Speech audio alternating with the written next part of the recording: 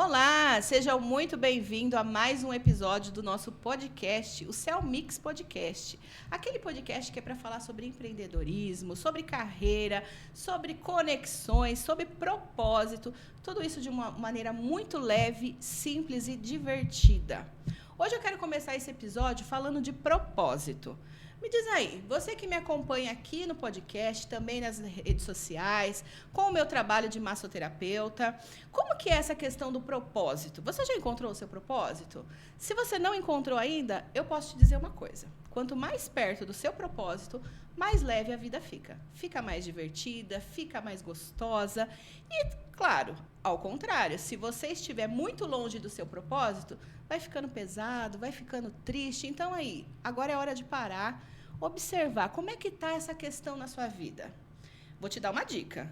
Para você escutar o seu propósito, para você entender ele, você precisa silenciar a sua cabeça e ouvir um pouco mais do seu coração.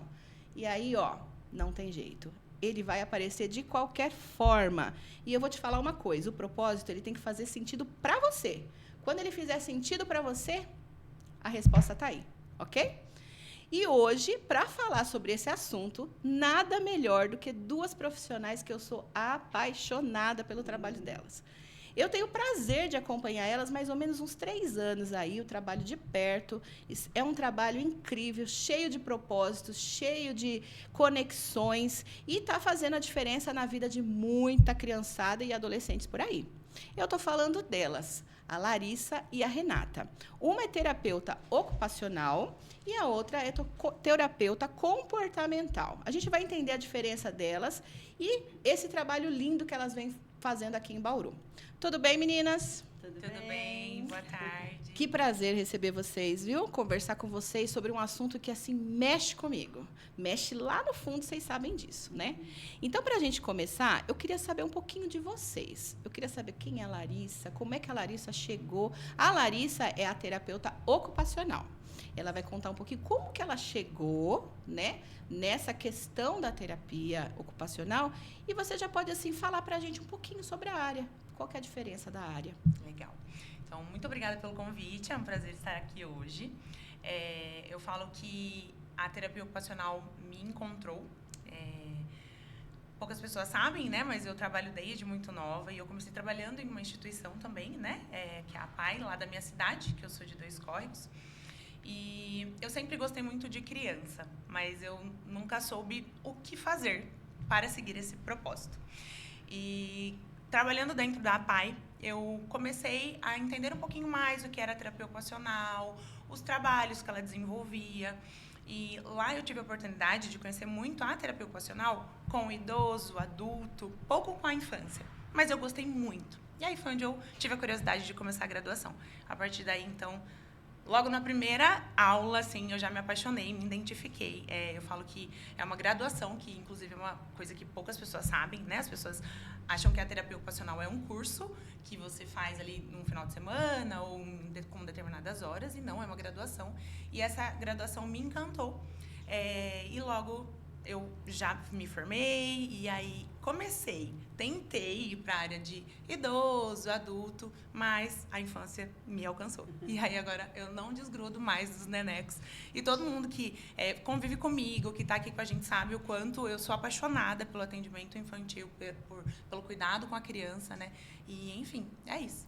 Ô, Larissa, então ocupacional é terapia ocupacional. É a graduação, ela não está dentro de uma outra matéria, outra disciplina. Não. Ela é uma separada. graduação de 4 a 5 anos. Nós precisamos fazer estágio, tem provas, tem disciplina ali, tudo certinho. Que legal, que bacana. E me fala, me explica um pouquinho o que a área faz. Certo.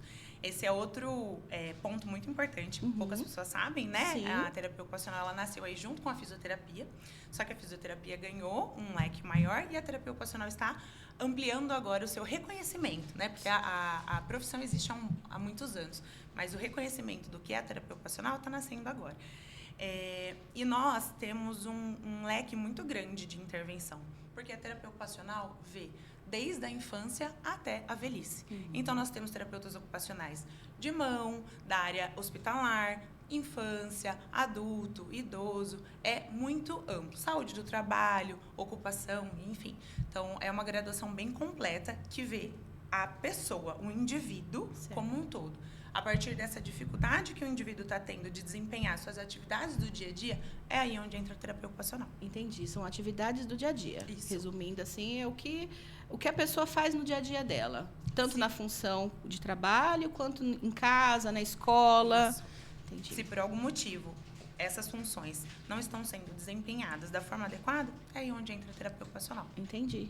Quero saber mais. Quero saber mais. Renata, vamos falar com a Renata. Renata, me conta um pouquinho de você, antes da área. O que te chamou a atenção para ir para essa área específica? Se é como a Larissa falou, se também é uma área, uma disciplina apartada, comportamental, ou ela está dentro de uma outra disciplina? Me conta um pouquinho.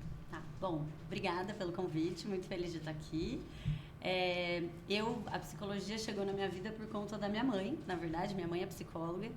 E antes da psicologia, eu tenho uma formação que é em artes cênicas. Então, eu fui primeiro para esse caminho, até que falei, não, agora chegou o momento de fazer psicologia. E quando eu entrei na psicologia, eu entrei para trabalhar na psicologia organizacional, ou seja, dentro das empresas, que era um pouco do que minha mãe fazia e era o que me brilhava os olhos. Na graduação, eu entendi que não era muito ali que eu queria ir. E aí, desde sempre gostei de criança, sempre me envolvi muito com esse universo. Tanto na primeira graduação, né, em artes cênicas, eu me formei como arte educadora e eu fui dar aula para criança, então a criança, né, esse mundo da infância sempre esteve ali.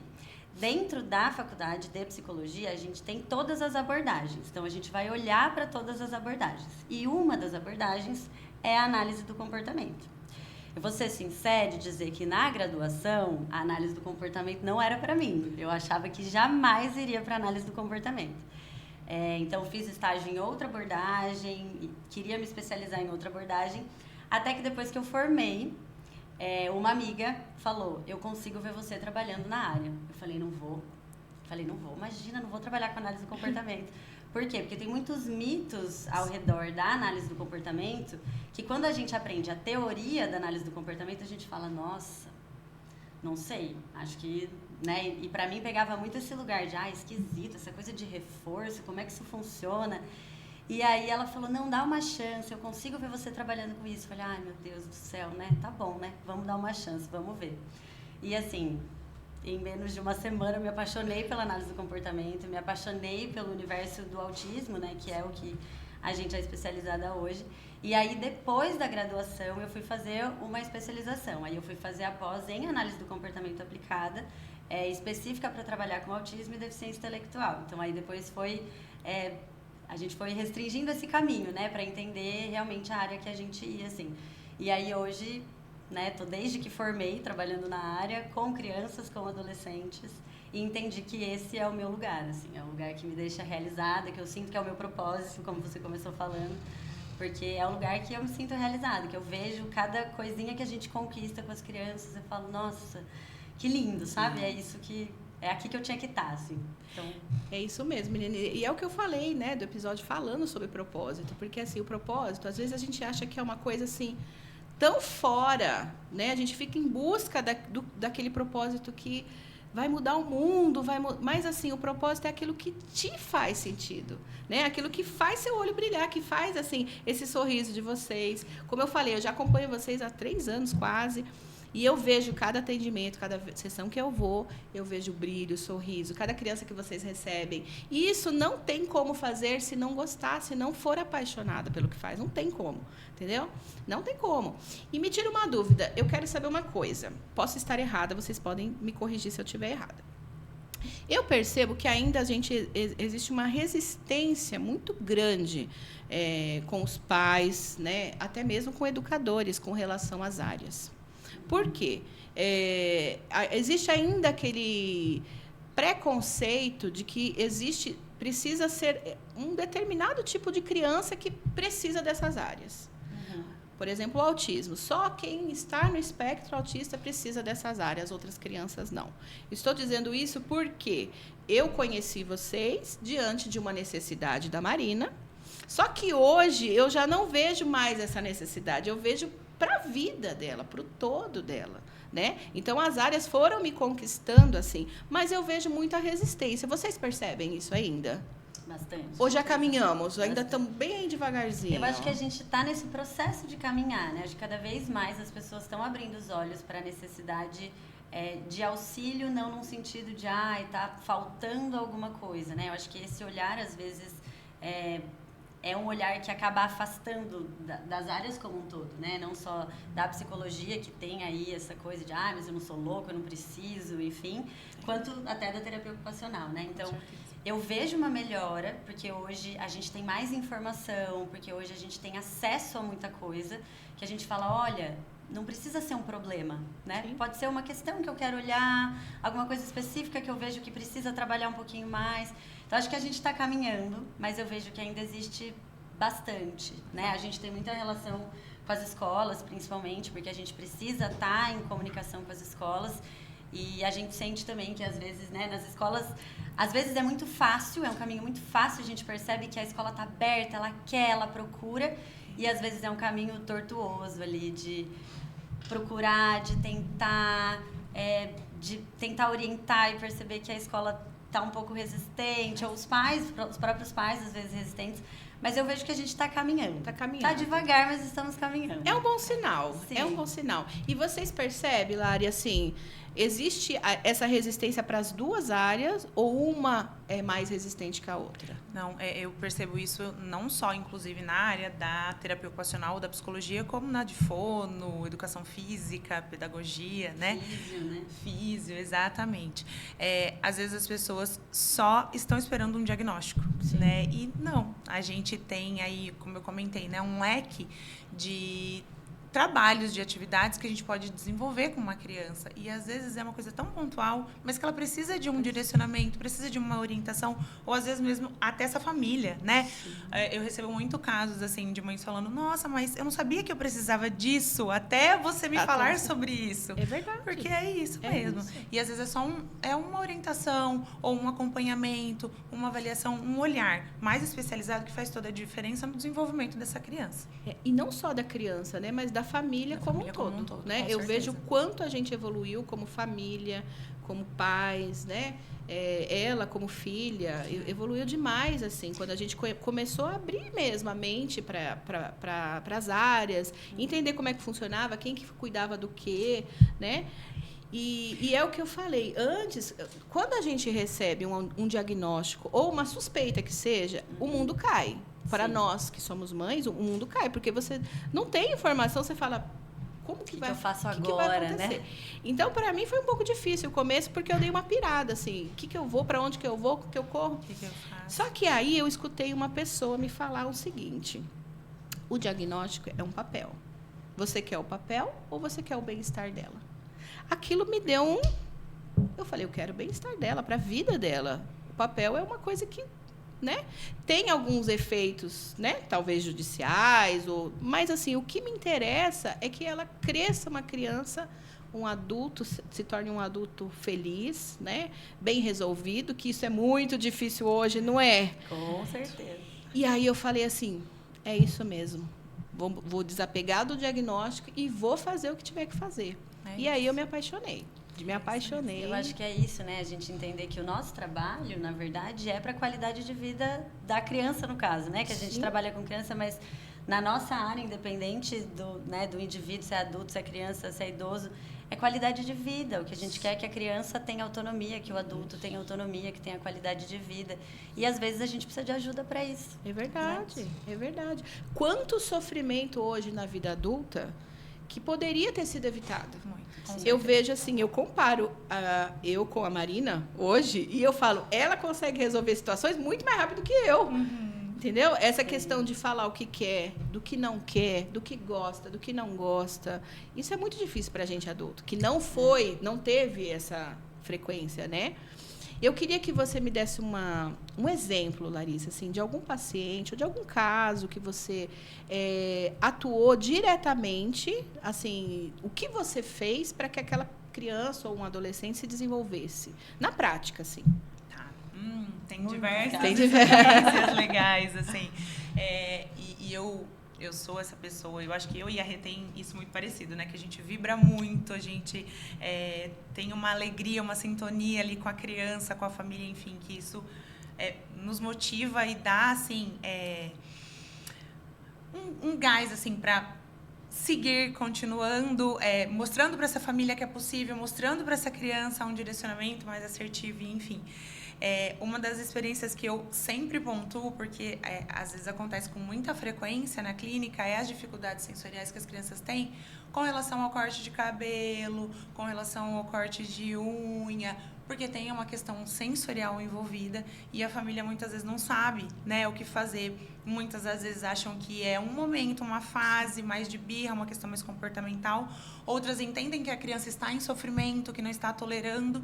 E aí, o que eu faço? E aí é onde eu entro com toda a minha prática clínica, com todo o meu olhar de intervenção, dou direcionamentos tanto para essa criança quanto para essa família, e com o tempo essa criança consegue se habituar no meio para conseguir cortar o cabelo, cortar a unha, passar por essas atividades que são importantes para o dia a dia dela, que ela vai viver com muita frequência de uma forma mais saudável, mais tranquila. Ô, Lari, e você acha que tem um nível de dificuldade para que a pessoa procure um profissional? Existe esse nível? Ou a mãe suspeitou, aquilo já está incomodando. Ela pode procurar uma profissional? Pode sim. E, inclusive, às vezes eu recebo alguns casos de bebês, né? Que já tem ali algumas alterações, eu já tenho alguns indícios, uns alertas de ou atraso no desenvolvimento motor, ou suspeita de algumas alterações sensoriais. E às vezes quem vê de fora fala, mas nossa, é tão pequenininho, o que tem? Então, assim, desde pequeno, eu sempre falo, se observou que tem alguma coisa que não está andando dentro do que é esperado para o desenvolvimento, pode procurar intervenção, pode procurar uma avaliação. Porque, às vezes, é só um ajuste, essa criança consegue se desenvolver. Ou, às vezes, ela precisa de um acompanhamento mesmo. A gente recebe muito, assim, tanto mães que são extremamente preocupadas e, meu Deus, e agora minha criança não vai conseguir, socorro, o que eu faço? Como também aquelas mães que falam, mas não é nada, né? Isso já vai passar. Então, eu acho que sempre tem que ter um meio termo e um equilíbrio no meio disso.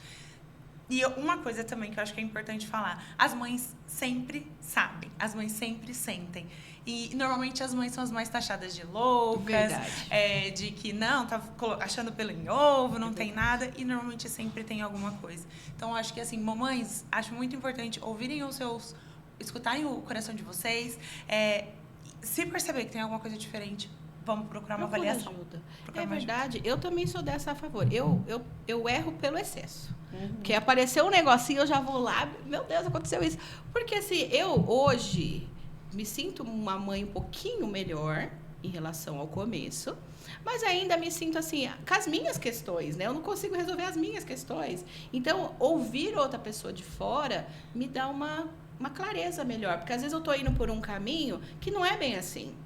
E, às vezes, ouvindo alguém de fora, um profissional, porque aí vocês vão olhar, por mais que vocês sejam afetuosas, carinhosas com as crianças, vocês não vão olhar como a mãe, vocês vão olhar como a profissional. Né? E várias vezes, Renata sabe disso, várias vezes eu procurei com um monte de coisa na cabeça, e aí eu falei, não é tanto assim, não, é verdade, vamos por aqui. Ou, às vezes, não, isso aqui precisa ver, isso aqui precisa olhar. Então, assim, isso eu acho muito importante para você que está assistindo, mãe, pai, vô, educador.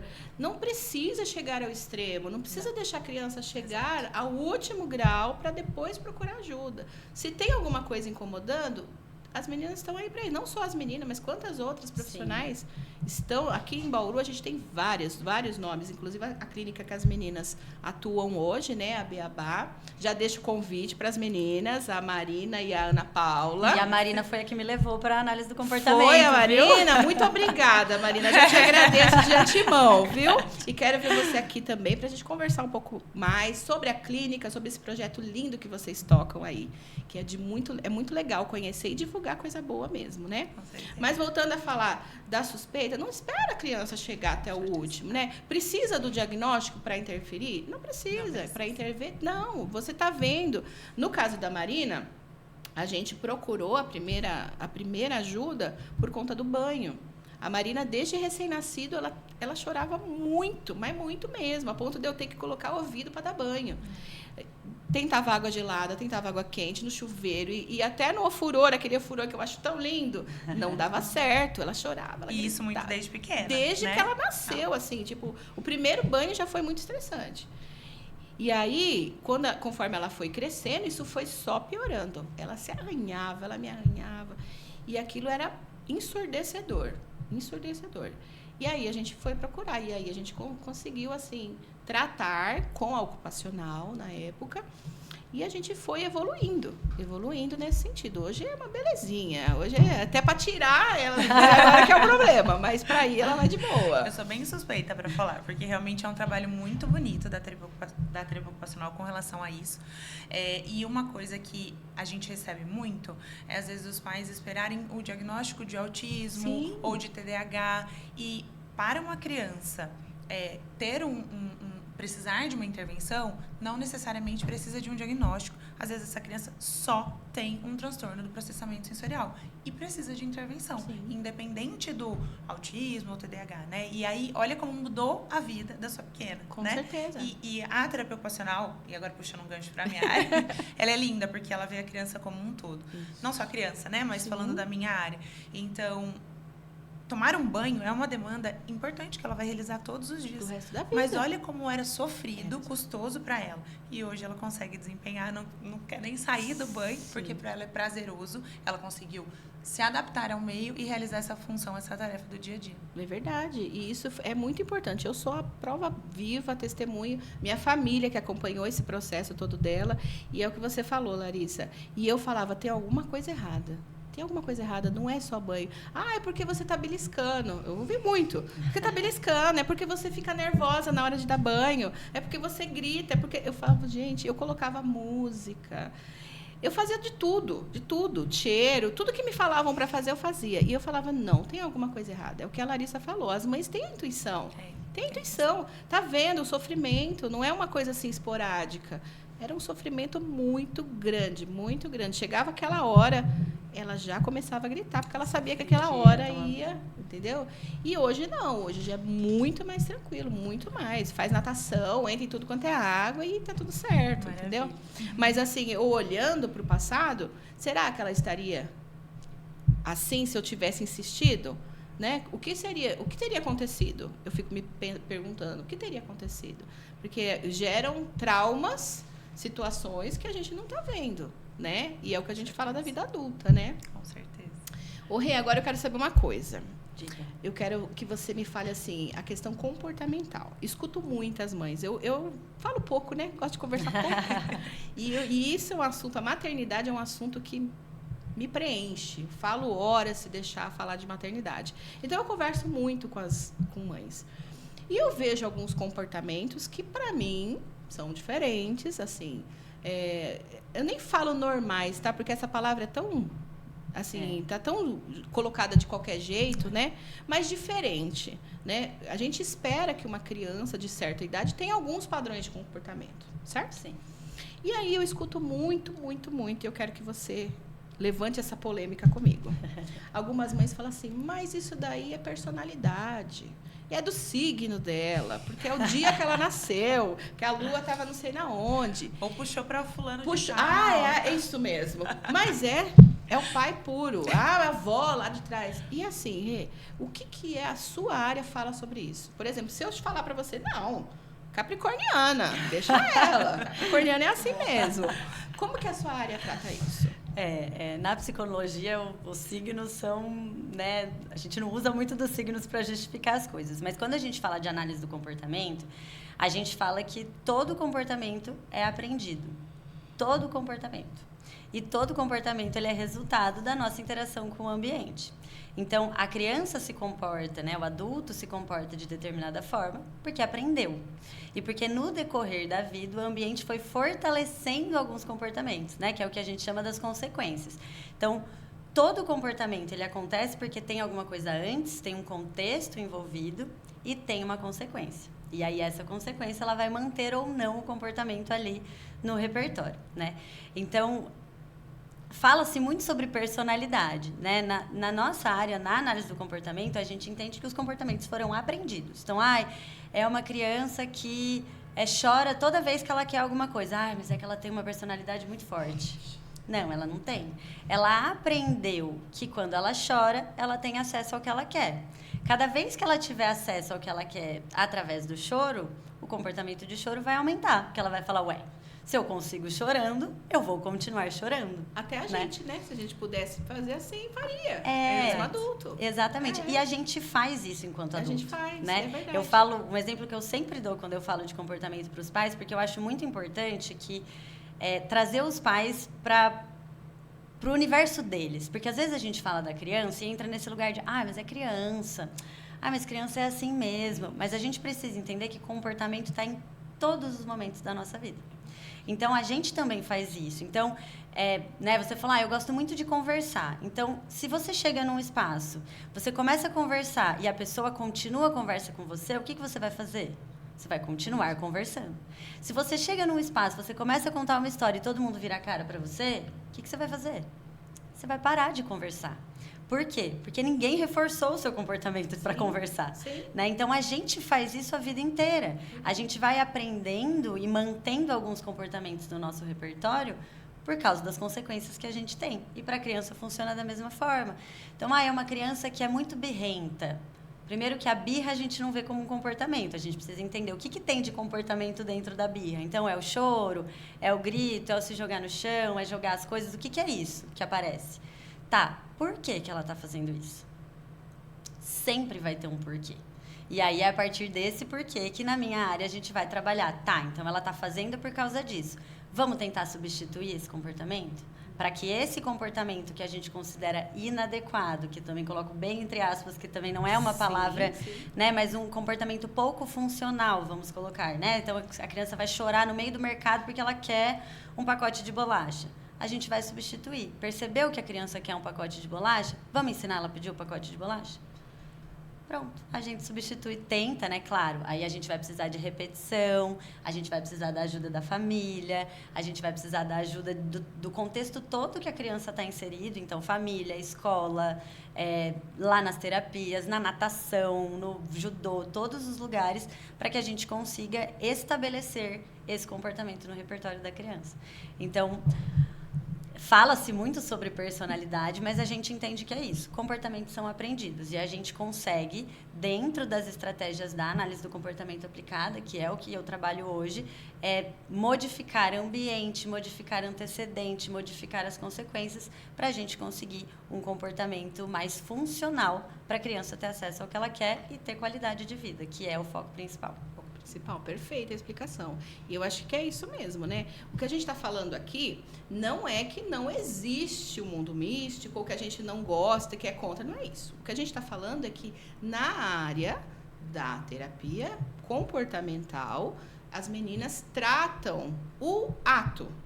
O comportamento observável, comportamento, né? Exatamente. O que aconteceu antes e o que aconteceu durante, né? Para que ela possa reproduzir um comportamento mais leve, mais tranquilo para todo mundo. Né? E eu acho que é importante fazer uma colocação, porque eu lembro que na faculdade existia muito essa questão, assim, de, então, a análise do comportamento não olha para sentimento, a análise do comportamento não olha para emoção, a análise do comportamento não vai olhar para isso. E sim, a gente vai olhar, mas a gente vai ter um olhar um pouco diferente das outras abordagens. Então, esses comportamentos, emoção, sentimento, né, percepção, ele entra como um comportamento privado. Ele ainda é um comportamento.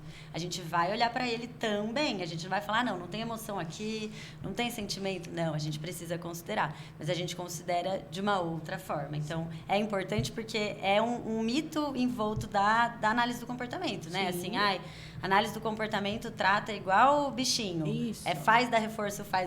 E não é bem assim, né?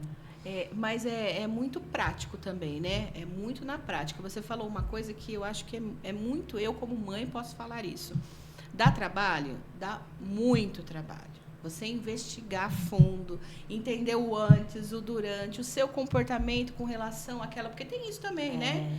O seu comportamento diante daquela situação. Com certeza. Seja sensorial, seja comportamental. Qual que é o seu comportamento diante daquela... O que você está passando para essa criança? O que ela está vendo e aprendendo? Porque é muito assim... Depois que você se torna mãe e pai... que você consegue entender. Antes eu não entendia. Falavam isso para mim, mas eu não conseguia entender, porque eu era muito razão.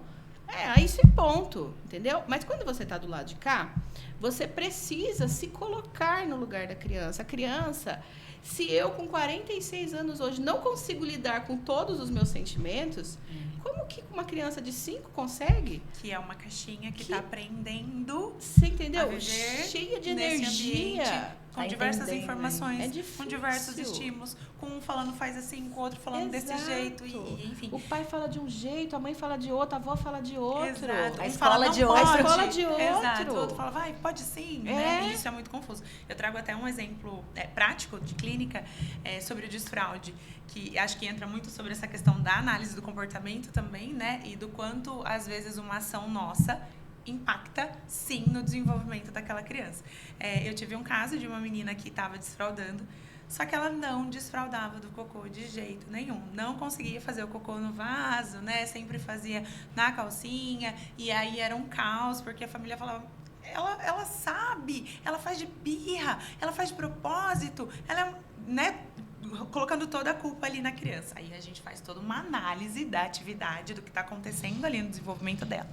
E quando eu fui investigar melhor, eu chamei a mãe, eu chamei a avó, que era uma das cuidadoras ali de rede de apoio da família, e falei, me contem exatamente detalhes de como vocês fazem no momento que ela faz o cocô na calcinha. E eu, na hora, assim, eu entendi o que estava acontecendo de errado, porque a avó simplesmente fazia, ah, não, que cocolão na calcinha! A menina tinha uma atenção, nesse momento, tão significativa, ela achava tão legal essa forma da avó falar, que ela preferia fazer na calcinha. Porque a avó ia lá, trocava, e depois ensinava onde era para fazer o cocô. Aí eu falei, vamos lá. Vamos parar de dar ênfase desse momento, que, nossa, cocolão na calcinha, não. Vamos tentar dar ênfase na hora de fazer o cocô no vaso, como é legal fazer o cocô no vaso, que é mais funcional, que o cocô vai embora junto com a água. Pronto, ela conseguiu desfraudar tranquilamente.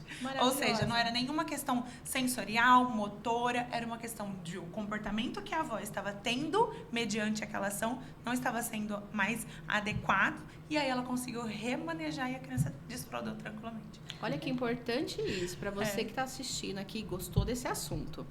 Como que você vai entender se não tiver uma profissional de fora vendo? Porque a família provavelmente não percebeu, a gente faz isso no automático, né? A gente faz isso no automático, a gente reforça também os comportamentos, né? E só profissional, quem está de fora de um lugar que não tem o sentimento, né? E olhar o que de fato está acontecendo. Isso, assim, é muito importante, essas duas áreas, como outras também, mas hoje a gente está falando com as duas áreas, que é muito importante para o desenvolvimento de qualquer criança, tendo diagnóstico, não tendo, estando dentro do espectro, não tendo, com deficiências ou não. Isso é muito importante. Apresentou qualquer dificuldade, tem as meninas, tem todos os profissionais. Eu vou dividir um negócio com vocês que aconteceu ontem, que faz parte de tudo que eu aprendi com as meninas aqui. Estresse vai acontecer mesmo, né, gente? Do dia a dia, trabalho e tudo mais. E aí aconteceu uma situação que a pequena falou assim para mim, mãe, eu não gosto que você grita. Eu não gosto, eu me sinto muito triste quando você grita. Que orgulho. Eu me sinto triste, eu me sinto assim chateada quando você grita. Você pode não gritar mais? Eu respirei, fui lá no arquivo, o que eu falo agora? Achei. Eu falei, filha, eu também não gosto de repetir 10 vezes a mesma coisa. Quantas vezes a mamãe te falou isso? Na 10ª vez que eu gritei. Então, para a gente resolver isso, vamos fazer um acordo? Na primeira vez que eu falar, na segunda, no máximo, você já faz. Porque aí a gente acaba o problema meu e o seu. Combinado, mãe. E esse foi o nosso acordo. Mas olha só que bacana, que significativo foi para mim, porque a gente percorreu um caminho muito grande, a Renata sabe disso. Um caminho gigante com ela para que ela falasse, para que ela conseguisse, para que ela conseguisse falar e para que eu, como mãe, me colocasse igual. igual a ela, na situação dela. Porque poderia falar, não, filhinha, tá bom, a mamãe não vai mais fazer isso. Só que não, ela também estava me reforçando algo que eu também não gosto. E a gente entrou num acordo. E eu achei aquilo tão significativo pra gente. Foi muito maravilhoso. Mas isso não foi assim de agora. Foi muitas coisas que aconteceram, muitas conversas, até que eu entendi que a gente precisa ouvir uma outra. Eu preciso ouvir ela como criança e ela precisa me ouvir como mãe, para que a gente chegue num acordo, não é? E isso, assim, claro, graças a Deus, mas, assim, aqui ele usou das meninas para que me orientasse a chegar nesse caminho que a gente tem hoje. E então, o melhor, todo esse momento de intervenção, todo esse acompanhamento que vocês estão tendo, né, fez com que ela, na idade que ela está tendo, tivesse essa percepção, um insight de que, opa, isso não está confortável para mim. Vou chorar? Não vou falar. Exato. E ela conseguiu se comunicar. E ela conseguiu se falar. Isso é um avanço gigante, a Renata sabe disso. Eu acho que esse exemplo que você dá, né, me emociona por ter conhecido a Má num outro momento, né, e perceber o quanto ela evoluiu. Mas eu acho que é muito importante isso que você traz, porque, voltando a uma coisa que eu falei, né, a gente precisa validar aquilo que a criança está sentindo. Né? Às vezes a gente coloca nesse lugar, mas é criança, é birra, como eu disse antes, e não é, a criança também sente. Se ela está se comportando de determinada maneira, tem alguma coisa, a gente precisa olhar para isso, né? Verdade. Então, é muito significativo, assim, né? Ela conseguir expressar, claro, ela percorreu esse caminho para conseguir entender, eu posso falar, eu me sinto segura para falar, né? Mas tem esse lugar, né, seu enquanto mãe, de falar, calma, eu preciso validar isso que ela está me falando, deixa eu ver onde eu estou errando. E esse é um movimento que a gente, enquanto terapeuta, faz muito também, que é, não está funcionando, aonde eu estou errando? O que eu estou fazendo? Eu preciso mudar. Não é a criança que está errada. A criança é uma criança. Então, o que eu estou fazendo que eu não estou conseguindo ajudar? O que eu estou fazendo que eu estou reforçando isso? Vamos dar 2 passos para trás, olhar o que eu estou fazendo e vamos tentar fazer diferente, né? Então, isso é muito bonito, assim, isso. né? E eu apoio muito esse movimento. E eu não estou falando da boca para fora, não. Eu faço isso mesmo. Erro muito ainda. Tem dia que também tá tudo bagunçado aqui dentro. Mas eu, sempre que eu converso com uma mãe e que a mãe traz uma situação assim para mim, eu falo desse caminho que nós percorremos. E como é diferente hoje a nossa vida como família, como a nossa relação como mãe e filha, como ficou muito mais leve e mais prazerosa, né? Meninas, que conversa deliciosa. Vocês viram como passa rápido? É muito rápido. A gente ficaria aqui, muito tempo falando. Mas para a gente encerrar, eu queria que vocês deixassem um recadinho, cada uma, o que vocês quiserem, ou dentro da área, ou um recado pessoal, para quem tá assistindo, para quem gostou, para quem, assim, o que vier no coração das duas. Tá bom? Eu começo? Eu vou até olhar para a câmera agora, que eu aprendi que tem que olhar para a câmera. Eu acho que muito do que a gente falou, né? O mais importante é, não tenham medo de procurar ajuda, né? Não só para o filho de vocês, para o sobrinho, para o neto, enfim, não só para a criança dessa família, mas para o adulto, para o idoso, para o adolescente, né? A gente passa por muita coisa na vida e a gente não precisa passar sozinho. A gente tem muitos profissionais de diversas áreas que podem nos ajudar, que pode ser um pouco mais fácil, pode ser desafiador, porque é desafiador, né? Como a Selma trouxe, tem momentos muito difíceis. Todos nós passamos, nós, enquanto terapeutas profissionais, também passamos e também precisamos dessa ajuda. Mas procurem, né? Não vamos deixar chegar num lugar de muito desconforto, porque é importante que a gente tenha esse espaço de acolhimento, esse espaço para ouvir, esse espaço para trabalhar, esse espaço para crescer e para desenvolver da melhor maneira possível. Então, procurem ajuda, é importante, né? Acho que a gente não precisa deixar chegar no extremo para aí sim ir atrás de ajuda. E eu acho que para complementar o que a Rê falou e tudo que a gente conversou aqui, acho que nós, né, como um todo, precisamos entender que a infância é um dos melhores momentos de desenvolvimento da nossa vida. É ali onde a gente ganha toda a base para ser adulto, para ser adolescente, para ser idoso. E se vocês observam que tem alguma coisa, e acho que é outro ponto importante também, o seu filho, sua filha não é diferente. Às vezes a gente que precisa modelar os nossos comportamentos para entender o que essa criança está precisando. Mas às vezes você está precisando de uma orientação, de uma avaliação. E então leve sua criança, se vocês observarem que tem alguma coisa ali que está incomodando ou que não está dentro do esperado para o desenvolvimento dela. Como a Rê comentou, né? Temos diversos profissionais hoje em dia, mas temos também lá a Clínica Beabá, se alguém tiver interesse. Agora, acho que já posso aproveitar para falar um pouquinho da minha página.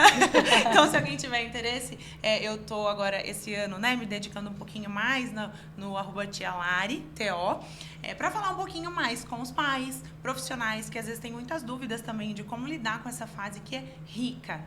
É muito importante para o desenvolvimento da vida, né? Então, procurem e a gente está disponível se precisarem de alguma informação. Meninas, muito obrigada, viu? Muito obrigada pela disponibilidade de vocês. Eu sei que é corrido a agenda, deu certo da gente fazer que hoje. bom, Foi uma conversa deliciosa. Tenho certeza que vai ajudar muita gente esse vídeo. E assim, vou deixar na descrição desse vídeo todas as redes, inclusive lá da Beabá, porque eu assino embaixo, amo demais o projeto, a estrutura, as profissionais, assim, não tenho o que dizer. E a Rede das Meninas também, porque tem conteúdo bacana lá. A Renata também faz um trabalho de artes cênicas, né? Dança. Tem bastante coisa legal lá no Instagram dela também. É bacana de acompanhar.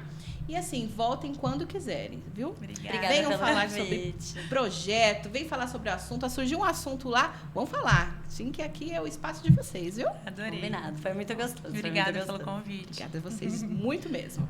Para você que ficou até o final, o meu muito obrigada. Não esqueça de compartilhar esse vídeo, manda para sua amiga, manda para o pai, para a avó, para a professora, manda lá. Deixe um comentário aqui, o que você achou desse episódio? Tem alguma sugestão de episódio pra gente? Deixa lá. Não esqueça de seguir a gente nas redes sociais também e não esqueça de se inscrever no canal. Até a próxima.